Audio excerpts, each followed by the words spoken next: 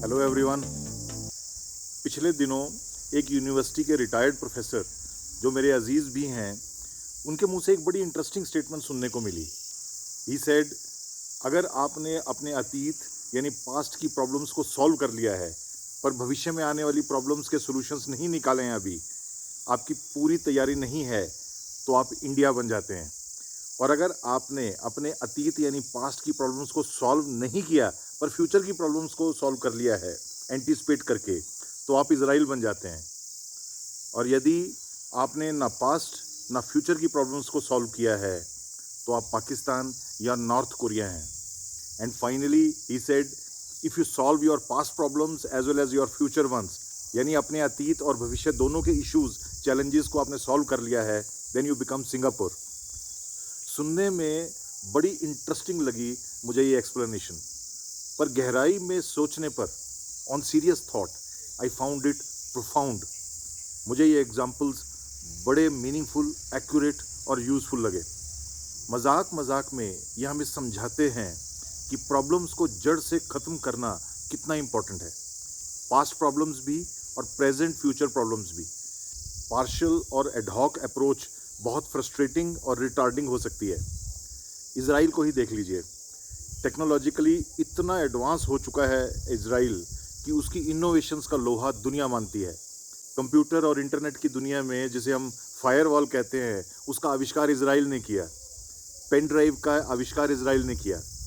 Desert friendly irrigation system Netafim हो, हवा से पानी पैदा करने वाली टेक्नोलॉजी वाटरजेन हो, शरीर के भीतर निगल जाने वाला कैमरा पिल कैम हो, पिगासस जैसा मास सर्वेलेंस सुपर स्पाईवेयर हो, लेज़र एयर डिफेंस सिस्टम से लेकर रीढ़ की हड्डी यानी स्पाइन सर्जरी के लिए प्रिसाइज रोबोटिक गाइडिंग सिस्टम तक हज़ारों लाखों इनोवेशंस और इन्वेंशंस इजराइल ने की हैं, जिससे दुनिया बदल गई है।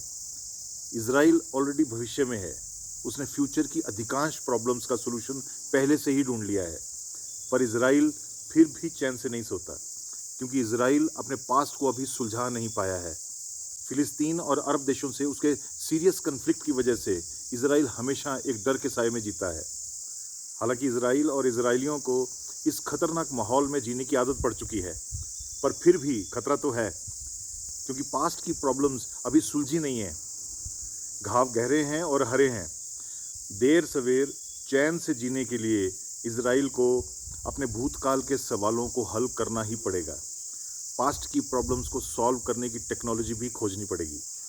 यही हाल इंसानों का तब होता है जब वो तरक्की कर जाते हैं, आगे बढ़ जाते हैं, पर उनके अतीत की समस्याएं अनसुलझी रह जाती हैं, अतीत के खड्डे खुले रह जाते हैं। उन्हें भी देर सवेर चैन से जीने के लिए इजराइल की तरह भूतकाल के सवालों, समस्याओं और उलझनों को हल करना ही पड़ता है। गलत को सही या कंपेंसेट करना ही पड़ता है। दूसरी तरफ साउथ अफ्रीका, भारत जैसे देश हैं जिन्होंने या तो पास्ट से रिकनसाइल कर लिया है, पैचअप या सॉर्ट आउट कर लिया है, या पास्ट की मेन प्रॉब्लम्स को सॉल्व या काबू में कर लिया है, आगे बढ़ गए हैं।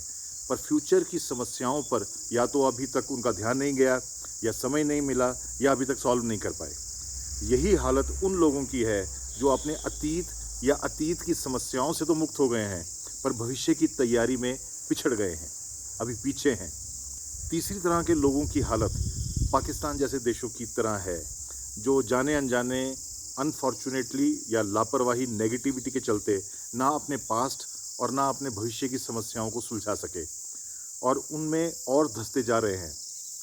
और बाकी बचे सिंगापुर और जर्मनी जैसे वो देश और लोग जिन्होंने अपने पास्ट और फ्यूचर दोनों को सॉर्ट आउट कर लिया है।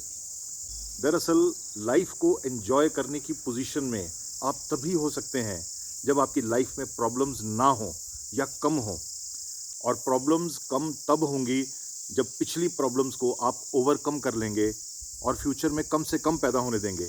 ऐसी आपकी अप्रोच, आदतें और लाइफ मैनेजमेंट होगी। व्यर्थ के पंगे नहीं होने देंगे, लाइफ की रफ्तार और लाइफ के विस्तार को कंट्रोल में रखेंगे। आजकल जिस किसी भी इंसान को आप मिलते हैं, उसकी लाइफ में आप इतनी गांठें, उलझने, कॉम्प्लिकेशंस, पंगे, मिसमैनेजमेंट्स, मिस एडवेंचर्स पाएंगे। इतनी गलत आदतें, एंगेजमेंट्स, एफिलिएशंस, ओवर कमिटमेंट्स देखेंगे, उन्हें इतने रॉन्ग डिसीजंस लेते हुए देखेंगे कि आपको तुरंत दिख जाएगा कि वो इंसान खुश क्यों नहीं है। क्योंकि अव्वल तो उसकी पास्ट प्रॉब्लम्स कोई सुलझी नहीं होंगी, और अगर कुछ सुलझी या ख़त्म हुई भी होंगी तो उससे ज़्यादा नई पैदा हो रही होंगी। ले देकर बाय चांस एक लाइफ मिली है, वो भी अच्छी खासी ऑलरेडी खर्च हो चुकी है। बाकी बची भी अगर हम बिना जिए गंवा देंगे तो हम यहाँ आए किस लिए थे। सड़क पर कीचड़ या पत्थर हो तो हम सब बच बच कर निकलते हैं, पर लाइफ में हम ढूंढ ढूंढ कर कीचड़ को ठुड्डे मारते हैं, उसमें लौटते हैं। ये कैसा सेल्फ हिप्नोटिज्म है, श्राप है। पाकिस्तान, इजराइल, नॉर्थ कोरिया छोड़िए, अपने जीवन को सिंगापुर, स्वीडन, स्कॉटलैंड, न्यूजीलैंड बनाइए। Think about it. Thank you for your time. God bless you.